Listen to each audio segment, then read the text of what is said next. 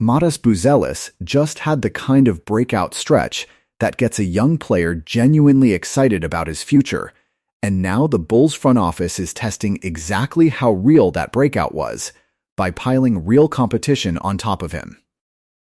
I've gone through everything happening around Chicago's most promising young player right now. Every stat, every roster move, every quote, and I'm going to break it all down for you. So before we get started, go ahead and hit that like button and subscribe to the channel, because this is genuinely one of the more interesting development stories in the league right now. Let's start with just how good Buzelis actually looked by the end of last season, because the numbers genuinely back up the hype. The 22-year-old forward started all 77 games he appeared in, nearly doubling every single one of his counting stats compared to his rookie year, finishing the season averaging 16.3 points, 5.8 rebounds, 2.1 assists, and 1.5 blocks a game. But the most promising part of his entire season came in a specific stretch after the All-Star break. Across those 22 games, playing without Ayo Dosunmu, Nikola Vucevic, or Kobe White on the roster at all, Buzelis got noticeably more aggressive offensively, putting up 19 points and 6.9 rebounds a night during that run. That's the kind of production spike that immediately gets scouts and front offices around the league paying much closer attention, a young player stepping into a bigger role and actually rising to meet it rather than shrinking under the added pressure. It's exactly the kind of small sample surge teams look for as evidence that a player is ready for a genuinely expanded role, rather than someone who simply benefited from a temporarily depleted roster around him. Chicago's new head coach, Tiago Splitter, has already made Buzelis' development a genuine priority. During his introductory press conference, Splitter fielded direct questions about how he plans to develop the Chicago native, and he made it clear he's already met with Buzelis personally and is fully committed to training him the right way. Splitter's own reputation across the league was built specifically on player development, which makes this pairing feel like a genuinely intentional fit rather than just circumstance.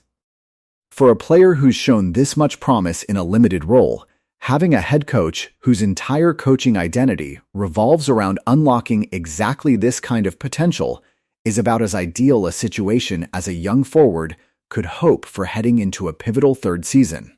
It's the kind of hire that signals the organization genuinely views Buzelis as a foundational piece worth building the coaching staff's philosophy around, rather than just another rotation player passing through. Buzelis himself hasn't been sitting still this offseason either. He revealed on the Ball in the Family podcast that his ideal offseason training partner would be Portland Trail Blazers forward Deni Avdija, a versatile, hard-driving small forward who's actually improved his scoring average in every single one of his 6 NBA seasons so far. It's a genuinely smart choice of role model, too. Avdija's game, built around ball handling, playmaking, and impacting winning in multiple different ways rather than just scoring, closely mirrors the kind of versatile, do-everything forward Buzelis appears to be developing into himself. Choosing to study and train alongside a player on that exact same developmental trajectory shows real self-awareness about what Buzelis actually needs to work on to take his own game to the next level.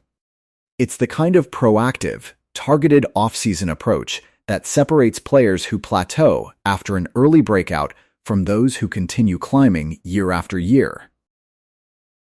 Now here's where things get genuinely complicated for Buzelis, because despite all of that individual momentum, the roster around him has changed dramatically this offseason in ways that directly threaten his opportunity for continued growth.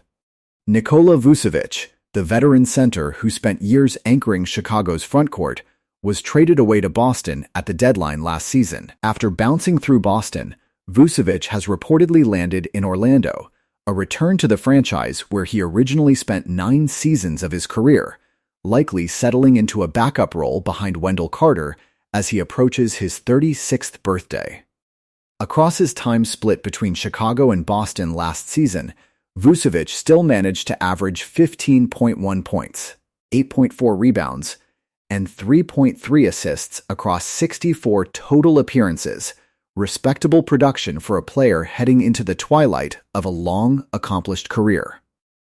That trade already opened up real frontcourt minutes for Buzelis last season.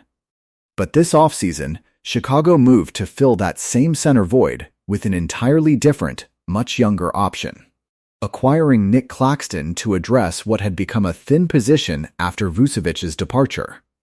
And Claxton isn't even the only new competition Buzelis is dealing with heading into training camp. The Bulls used the draft to add both Caleb Wilson and Dalen Swain, two forwards who project to compete directly with Buzelis for frontcourt minutes and touches. According to CBS Sports, Wilson and Swain actually pose an even more significant threat to Buzelis' role specifically at the forward spots than Claxton does at center, since Buzelis had been logging real minutes as a small ball center himself during stretches last season. A role that may simply disappear entirely with a legitimate rim-protecting center like Claxton now on the roster full-time. Two rookies added to the exact same position group as your most promising young player is never an accident, and it strongly suggests the front office wants genuine internal competition, pushing everyone in that room to earn their minutes rather than simply handing Buzelis a starting job based on reputation alone. On top of all of that frontcourt competition, Chicago also made a notable addition to the wing rotation by signing Norman Powell in free agency, a move some analysts have framed as sending a clear message directly to Buzelis about his role going forward. Powell is a proven, high-volume scorer, and adding him to the roster inevitably means less offensive opportunity available for a developing young forward who was just beginning to find real rhythm as a go-to scoring option during that stretch, without the veterans around him. It's a genuinely fascinating tension for the front office to navigate. Publicly investing in Buzelis' development through the new coaching hire, while simultaneously adding proven veteran talent that could meaningfully cut into the exact kind of usage that fueled his breakout in the first place. Balancing immediate competitiveness against long-term player development is one of the hardest juggling acts any front office has to manage, and Chicago appears to be attempting both simultaneously this offseason rather than fully committing to one direction or the other. Despite all of that added competition, there's real reason to believe Buzelis is still locked into a significant role heading into the new season. Analysts continue to describe him as likely to maintain a sizable role for the Bulls, even with Wilson, Swain, and Claxton all around him, and he appears locked into a starting job to open the year regardless of how much the depth chart has changed around him. The one adjustment that seems most likely is that Buzelis probably sees less time playing small ball center now that Claxton gives Chicago a legitimate full-time option at the position. But his overall role at forward looks considerably safer given everything he showed down the stretch last season. There's also a genuinely ambitious individual goal driving Buzelis into this season. He's reportedly set his sights on winning the league's Most Improved Player award, a target that speaks to the kind of confidence he's built after that dominant 22-game stretch to close out last year. Given how much his per-game numbers already jumped from his rookie season to his second year, and given the additional polish he's chasing by training alongside a player like Avdija this summer, that goal isn't as far-fetched as it might sound for a 22-year-old forward, who was widely regarded as the highest upside player on Chicago's entire roster even before this offseason's changes. Most improved player campaigns typically require exactly the kind of role and usage expansion Buzelis showed during that late-season stretch, which gives him a genuine, credible foundation to build that case on if he can sustain it across a full season rather than just 22 games. Step back and look at the full picture here, and this season represents a genuine inflection point for Buzelis' career. The Bulls have clearly signaled real long-term belief in him, hiring a development-focused head coach specifically committed to unlocking his ceiling, and Buzelis himself has responded with real, tangible on-court growth, and a genuinely thoughtful approach to his own off-season preparation.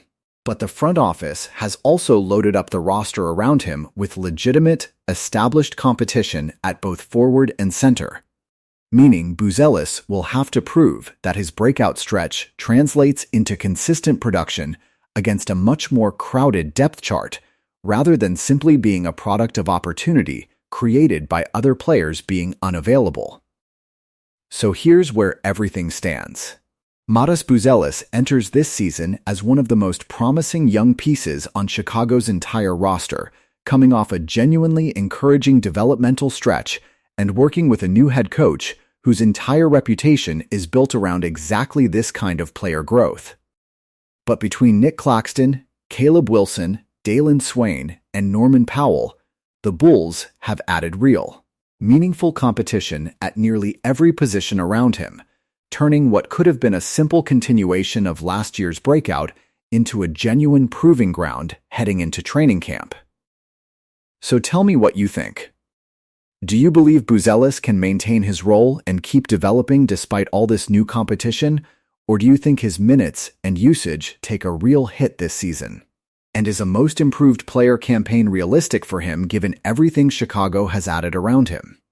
Drop your thoughts in the comments below, and don't forget to like this video and subscribe to the channel so you catch every update as it happens. I'll be back soon with more Bulls news.